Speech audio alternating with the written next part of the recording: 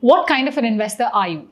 This is a question that a lot of investors are asking themselves. Main aspects being, what is my risk appetite? What funds would suit me? When should I step up or add a lump sum? Will I be able to contribute regularly? Or how do I plan my finances in such a way that I don't skip any investment cycle? These definitely are questions that are going through a lot of your minds. In this webinar, we will try and break down the answers to all of these questions using just simple numbers and examples.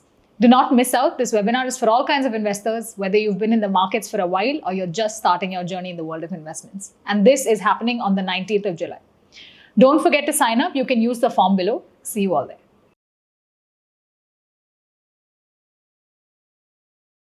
Friends, the topic of today's podcast is retiring early.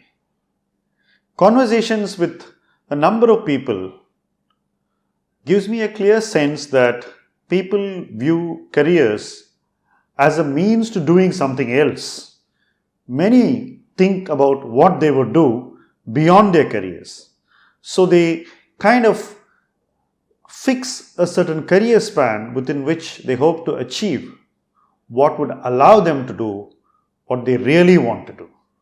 So there is a certain aspiration that waits, and to fulfill that aspiration, everybody wants to achieve in their careers what they need to within the shortest possible time.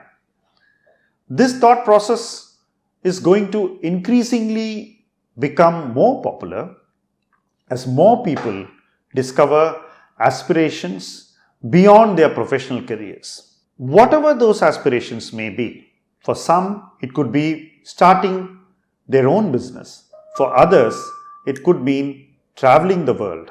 For many, it could mean retiring and pursuing hobbies.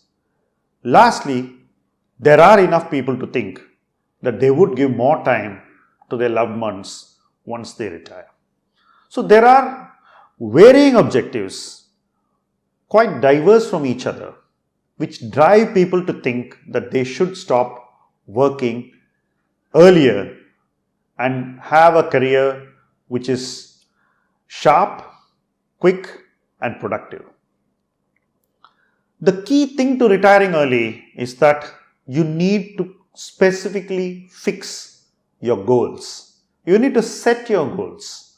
So you need to know when you want to stop working and what you want to do after that. Setting a goal cannot be random. It should be based on doability. One can imagine that you should save $500,000 in 20 years. It is important that that is actually doable. Some could set multiple goals. It could be saving $500,000, having your own house fully paid for, and also having enough money for rainy days. Multiple objectives could also be a part of one composite goal. But the key thing is to first set your goals. Once you set your goals, you need to clearly know what you need to do to achieve them. Knowing actions to the point of minor granular decisions is critical. Unless you know your goals that well and you know how you're going to get to them, there is little meaning in setting goals. So granularity in knowing how you're going to get to your goal is the second and more important requirement.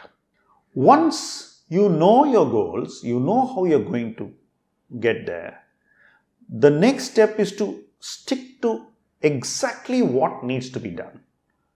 You can't be changing your plans from time to time unless there is a very serious need to do so.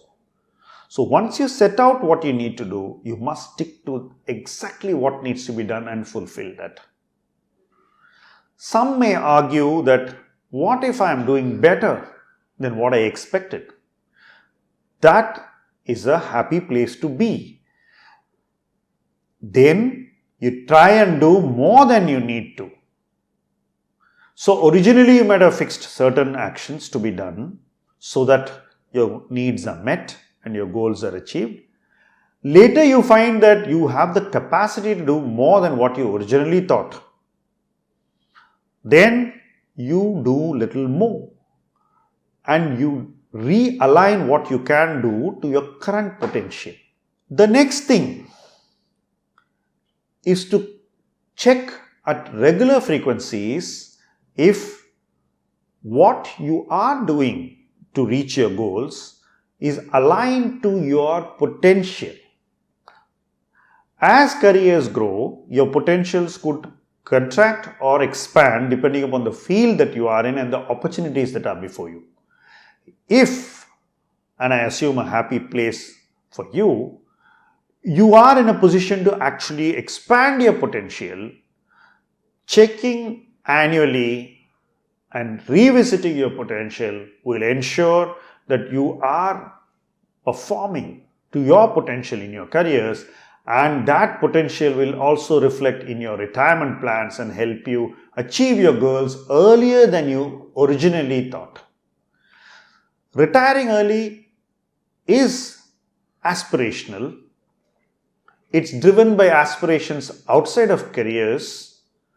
The aspirations could be lifestyle oriented or entrepreneurial or just personality oriented.